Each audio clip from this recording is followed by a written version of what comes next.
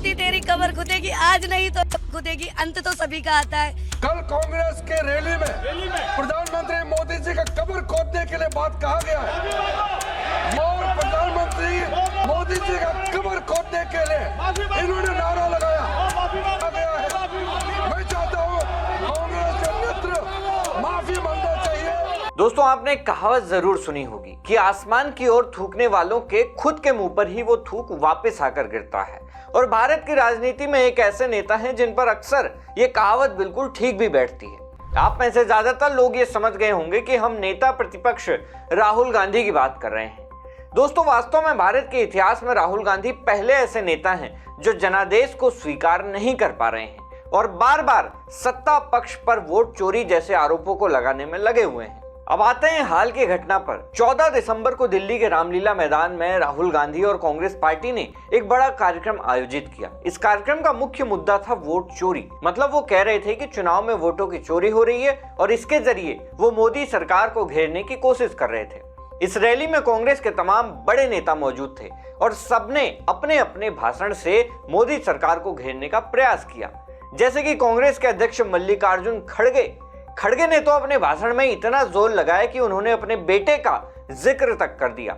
उन्होंने कहा कि उनके बेटे का ऑपरेशन होना था और वो उसे छोड़कर इस रैली में आए हैं ताकि सरकार के खिलाफ विरोध प्रदर्शन कर सके। सभी कांग्रेस नेताओं ने मिलकर पूरा प्रयास किया कि मोदी सरकार के खिलाफ एक माहौल बनाया जाए।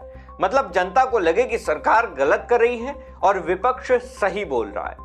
शुरू में तो लग रहा था कि इस बार कांग्रेस कामयाब हो जाएगी, वो भाजपा के खिलाफ प्रचार करने में सफल हो रही है। लेकिन दोस्तों, जैसे कि हमने पहले कहा कि राहुल गांधी की बदकिस्मती फिर से सामने आ गई। इस बार भी कुछ ऐसा हुआ कि कांग्रेस का फेंका हुआ पासा उल्टा पड़ गया। मतलब जो प्लान बनाया गया था वो खुद पर ही भारी पड़ गया। अब आप सोच रहे होंगे कि ऐसा क्या हो गया। दरअसल इस वोट चोरी वाली रैली में कई नेता आए थे, लेकिन कुछ नेता ऐसे होते हैं जो मुश्किल से ही मीडिया की नजर में आ पाते हैं। मतलब जो ज्यादा फेमस नहीं होते और मीडिया उनके पास कम ही जाती है, लेकिन जब कभी कैमरा उनके सामने आ जाता है तो जल्दीबाजी में बेचारे कुछ गलत बोल जाते हैं। ऐसी ही एक घटना इस रैली में हुई। कांग्रेस की एक नेता कुछ ऐसी बातें बोल गई जो भाजपा ने पकड़ ली और उस बयान को आधार बनाकर भाजपा ने सीधे सीधे संसद में मुद्दा बना दिया। अब जहां कांग्रेस वोट चोरी के मुद्दे पर भाजपा को घेर रही थी, वहीं यह बयान कांग्रेस के लिए ही मुसीबत बन गया। मतलब उनका अपना मुद्दा पीछे छूट गया और यह नया विवाद सामने आ गया। अब बताते हैं कि वो नेता कौन थी। तो वो है राजस्थान के जयपुर से कांग्रेस की महिला अध्यक्ष मंजू लता मीणा। वो भी दिल्ली के रामलीला मैदान में इस रैली में पहुंची थी। जब मीडिया का कैमरा उनके सामने आया तो उन्होंने जल्दीबाजी में कुछ बहुत ही कड़वी बातें बोल दी। ये बातें मोदी सरकार को नुकसान पहुंचाने के बजाय उल्टा राहुल गांधी और कांग्रेस को ही नुकसान पहुंचा गई। उन्होंने कहा कि मोदी तेरी कब्र खुदेगी, आज नहीं तो कल खुदेगी। मतलब प्रधानमंत्री मोदी के लिए इतनी कड़ी और धमकी वाली भाषा इस्तेमाल की, ये सुनकर हर कोई चौंक गया। मोदी तेरी कबर खुदेगी, आज नहीं तो खुदेगी, अंत तो सभी का आता है। लेकिन दोस्तों, इतना ही नहीं, मंजू लता मीणा ने और भी बातें कही। उन्होंने कहा कि भारत में श्रीलंका और नेपाल जैसा जेनजी आंदोलन भी हो सकता है। जेनजी मतलब कि वो ये कह रही थी कि भारत में भी वैसी ही हिंसा और अशांति फैल सकती है जैसी श्रीलंका और नेपाल में देखी गई, जहां जनता सड़कों पर उतर गई थी और काफी उथल पुथल हुई थी। यह बयान और भी विवादास्पद था क्योंकि इससे लग रहा था कि देश में अशांति फैलाने की बात की जा रही है। अब ये सब होने के बाद अगले दिन संसद में क्या हुआ? जैसे ही प्रश्नकाल शुरू हुआ, मतलब सवाल जवाब का समय, सबसे पहले संसदीय मंत्री किरण रिजिजू ने इस मुद्दे को उठाया। किरण रिजिजू जो संसद के मामलों को देखते हैं, उन्होंने कांग्रेस को आड़े हाथों लिया।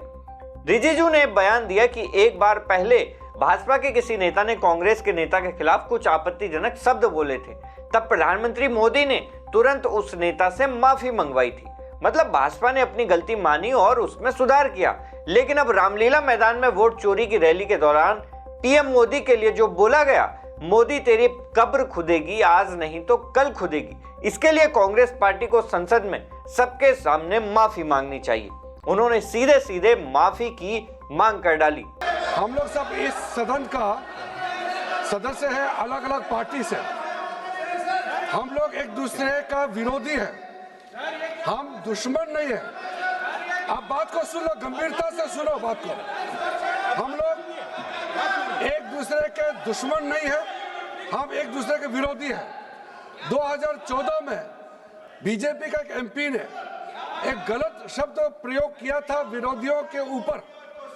प्रधानमंत्री मोदी जी ने तुरंत अपना एमपी को माफी मांगने के लिए कहा और उन्होंने माफी मांगी, क्योंकि हम इस सदन में लोगों के द्वारा चुने हुए प्रतिनिधियों के हिसाब से काम करते हैं। कल कांग्रेस के रैली में प्रधानमंत्री मोदी जी का कब्र खोदने के लिए बात कहा गया है। ये इस देश के लिए बहुत दुखद समय है कि कांग्रेस पार्टी ऐसा शब्दों का इस्तेमाल करते हैं और सारे कांग्रेस पार्टी पूरे का पूरे नेतृत्व उस रैली में मौजूद थे और प्रधानमंत्री मोदी जी का कब्र खोदने के लिए इन्होंने नारा लगाया। इस देश के लिए इससे शर्मनाक, इससे ज्यादा दुर्भाग्यपूर्ण कोई चीज नहीं हो सकता है कि देश के प्रधानमंत्री 140 करोड़ के नेता, विश्व में सबसे प्रसिद्ध, सबसे मजबूत नेता आदरणीय प्रधानमंत्री मोदी जी का कब्र खोदने के लिए कांग्रेस की रैली में बात कहा गया है। मैं चाहता हूं कांग्रेस के नेतृत्व माफी मांगना चाहिए, इस सदन के माध्यम से देश से माफी मांगना चाहिए। राज्यसभा में भी, लोकसभा में भी कांग्रेस के अध्यक्ष कांग्रेस के दोस्तों, अब सवाल ये उठता है कि आखिर कांग्रेस पार्टी और बाकी विपक्ष के नेता क्यों इतने बेताब हैं देश में अशांति फैलाने के लिए।